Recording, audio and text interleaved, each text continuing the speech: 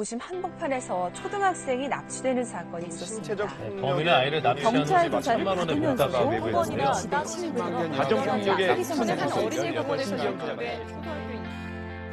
여러 가지 사회적으로 힘들고 어려운 상황에 처해진 분들을 신변보호하고 경호를 하면서 굉장히 보람을 느끼는 직업이기도 하거든요. 저는 보디가드이자 현재 기업인으로서 활동하고 있는 고은옥이라고 합니다.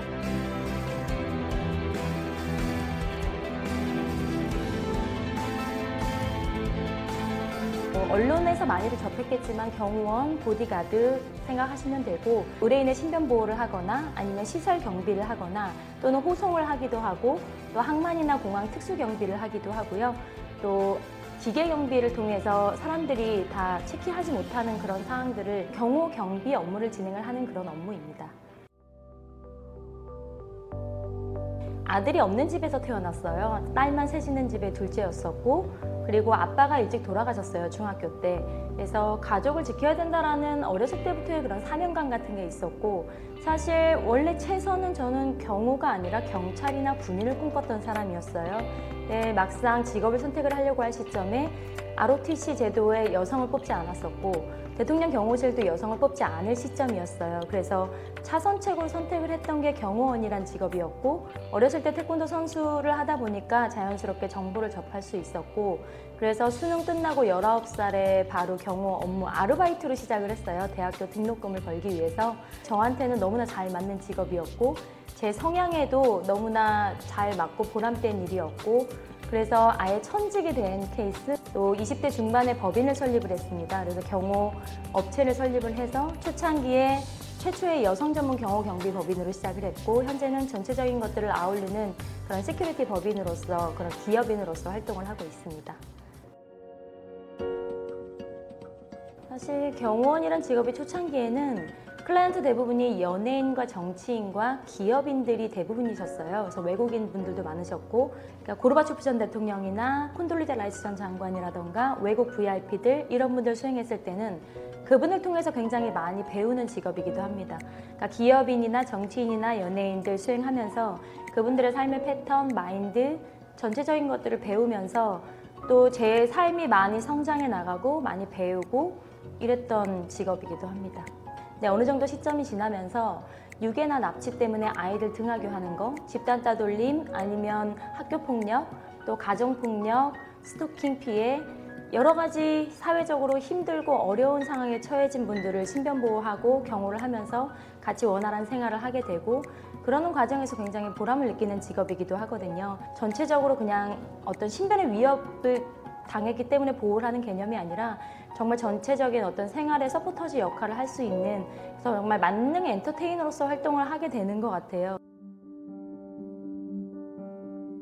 일이 워낙에 육체적으로 또 좀 고된 일이기도 합니다. 초창기 때는 뭐 콘서트장 가면 머리도 뽑히고 뭐 옷도 찢기고 멍들기도 하고 사생활이 없는 직업이기도 합니다. 의뢰인의 일정에 맞춰야 되기 때문에 내 인생의 주연이 아닌 조연 같은 느낌, 엑스트라 같은 느낌, 그림자로서의 업무 수행을 하지만 특히 요즘에는 감정 노동자라는 생각이 들 때가 있습니다. 인성을 갖추지 않은 분, 갑질을 하고 또 뭐 폭언을 하기도 하고 무시를 하기도 하고 그런 분들을 만났을 때 좀 힘들기도 했었고 회의감이 느껴지기도 했었고 굉장히 그 자부심을 갖고 일을 하는 사람들입니다. 저희 직업 자체가.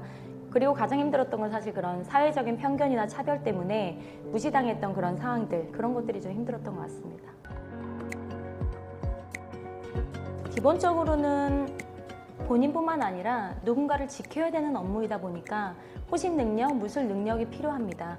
그래서 만 18세 이상의 유단자가 할 수 있는 직업이고요. 또 이 일을 하기 위해서는 24시간의 교육을 받아야 되는 부분이 있고요. 지금 같은 경우는 뭐 심리상담사, 또 가정폭력, 성폭력 관련 교육할 수 있는 그런 자격증, 학교폭력 예방사도 있고 법적인 부분, 심리적인 부분, 또 전반적인 내용들을 다 알아서 컨설팅을 해줘야 되는 업무이다 보니까 저는 플러스 알파로 노력을 좀 많이 했던 것 같고요.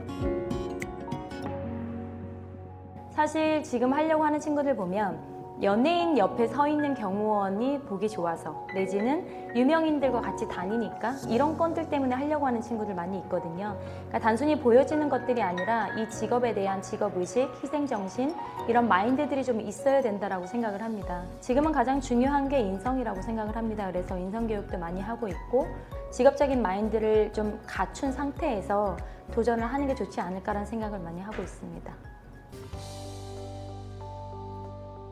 기본적인 체력 관리를 해야 되는 직업이고요.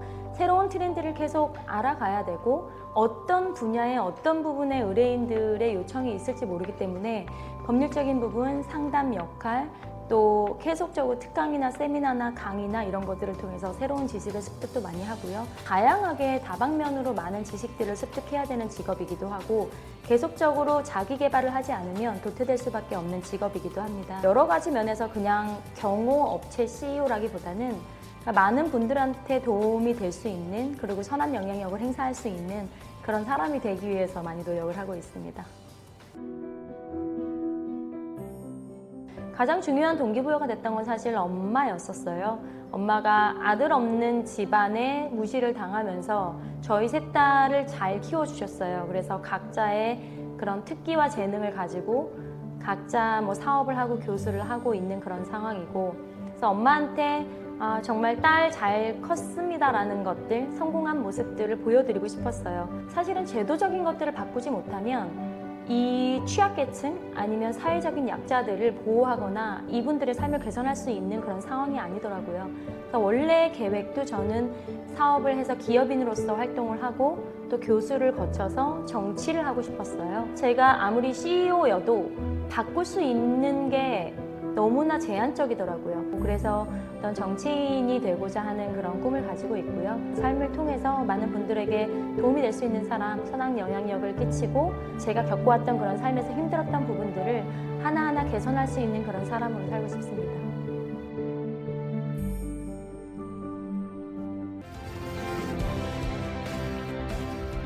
도전이란 키워드를 좀 얘기를 해주고 싶어요. 아무리 많은 생각을 하고 아무리 뭔가 기대를 하고 또 희망을 해도 뭔가 어떤 실행력이 뒷받침되지 않으면 거기에서의 아웃풋이 없거든요. 그러니까 단순한 어떤 도전 그리고 막연한 생각 이런 것들이 아니라 좀 더 준비하고 전략적으로 기획하고 도전하고 거기서 멋진 결과물들을 창출할 수 있는 우리 후배님들 되셨으면 좋겠고요. 단순히 경호뿐만이 아니라 모든 일에서 내가 도전을 하고 쟁취하는 그런 성취감을 맛보면 그게 어떤 분야에서든 좀 다 같이 적용이 되는 것 같아요. 멋지게 성장하는 그런 우리 대한민국의 멋진 청년들, 청소년들 됐으면 좋겠습니다.